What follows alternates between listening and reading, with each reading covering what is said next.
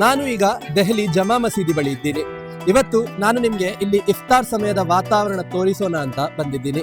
ಇಲ್ಲಿ ಮಸೀದಿ ಬಳಿ ಅದೆಷ್ಟೋ ಜನ ಸೇರಿದ್ದಾರೆ. ರಸ್ತೆಗಳು ಬಣ್ಣ ಬಣ್ಣದ ಲೈಟ್ಗಳಿಂದ, ಫುಡ್ ಸ್ಟಾಲ್ಗಳಿಂದ ತುಂಬಿವೆ.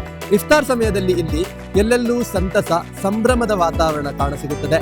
ಎಲ್ಲೆಡೆ ಇಫ್ತಾರ್ಗಾಗಿ ತಯಾರಿ ನಡೆಯುತ್ತಿದೆ.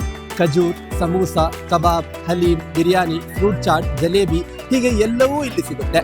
ವೈವಿಧ್ಯಮಯ ಖಾದ್ಯಗಳ ರುಚಿ, ಜಮಾ ಮಸೀದಿಯ ಆಧ್ಯಾತ್ಮಿಕತೆ, ಅದರ ಸುತ್ತ ಇಫ್ತಾರ್ ಸಂಭ್ರಮದಲ್ಲಿರುವ ಜನರ ಅಬ್ಬರ ಇದುವೇ ಇವತ್ತಿನ ಸ್ಪೆಷಲ್.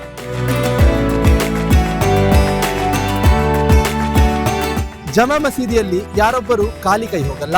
ಕೆಲವರು ತಮ್ಮ ಕುಟುಂಬದವರ ಜೊತೆ, ಕೆಲವರು ಸ್ನೇಹಿತರ ಜೊತೆ ಇಲ್ಲಿ ಬಂದಿದ್ದಾರೆ. ಮಕ್ಕಳ ಖುಷಿ, ಜನರ ಪ್ರಾರ್ಥನೆ ಎಲ್ಲವೂ ಇಲ್ಲಿಯ ಸೌಂದರ್ಯವನ್ನು ಹೆಚ್ಚಿಸುತ್ತದೆ. ಮಸೀದಿ ಮುಂದೆ ಜನ ಕುಳಿತಿದ್ದಾರೆ. ತಟ್ಟೆ ಮೇಲೆ ಖರ್ಜೂರ, ನೀರು, ಹಣ್ಣು, ಸಮೂಸ ಇಟ್ಟುಕೊಂಡಿದ್ದಾರೆ. ಅಜಾನ್ ಆದ ತಕ್ಷಣ ಇಫ್ತಾರ್ ಶುರುವಾಗುತ್ತೆ.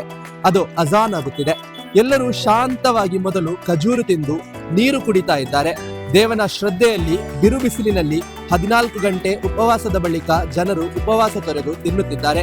ಇಲ್ಲಿ ಯಾರೂ ತಾನೇ ತಿನ್ನೋದಿಲ್ಲ, ಹಂಚಿಕೊಂಡು ತಿನ್ನೋದು. ಕೆಲವರು ಬಡವರಿಗೆ, ನಿರಾಶ್ರಿತರಿಗೆ ಫುಡ್ ಪ್ಯಾಕೆಟ್ ಕೊಡ್ತಿದ್ದಾರೆ. ಇಲ್ಲಿ ಧರ್ಮ, ಜಾತಿ ಏನೂ ಇಲ್ಲ. ಎಲ್ಲರೂ ಒಟ್ಟಾಗಿ ಕೂತು ಇಫ್ತಾರ್ ಮಾಡ್ತಾರೆ. ಇಫ್ತಾರ್ ಆದ್ಮೇಲೆ ಇಲ್ಲಿ ಇನ್ನೂ ಮಜಾ. ಮತ್ತೆ ಸ್ಟಾಲ್ಗಳು, ಚಾಯ್, ಮಿಠಾಯಿ, ಫಲೂದಾ, ಹೊಸ ಬಟ್ಟೆ ಅಂಗಡಿಗಳು, ಮುಂಜಾನೆಯ ಸೆಹರಿ ಉಪಹಾರದವರೆಗೆ ಈ ಪ್ರದೇಶ ಹೀಗೆ ಜಗಮಗಿಸುತ್ತಲೇ ಇರುತ್ತದೆ.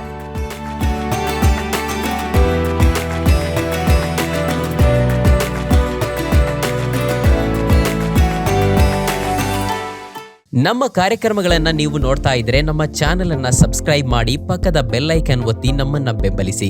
ಹಾಗೆ ನಮ್ಮ ಕಾರ್ಯಕ್ರಮಗಳನ್ನ ಲೈಕ್ ಮಾಡಿ, ಕಮೆಂಟ್ ಮಾಡಿ, ಅದನ್ನ ಬೇರೆಯವರಿಗೂ ವಾಟ್ಸ್ಆಪ್ ಮೂಲಕ ಶೇರ್ ಮಾಡಿ. ನೀವು ಹೀಗೆ ಮಾಡಿದಾಗ ನಮ್ಮ ಚಾನೆಲ್ ಇನ್ನಷ್ಟು ಮತ್ತಷ್ಟು ಜನರಿಗೆ ತಲುಪಲು ನೀವು ನಮ್ಮೊಂದಿಗೆ ಸಹಕರಿಸಿದ ಹಾಗಾಗುತ್ತೆ.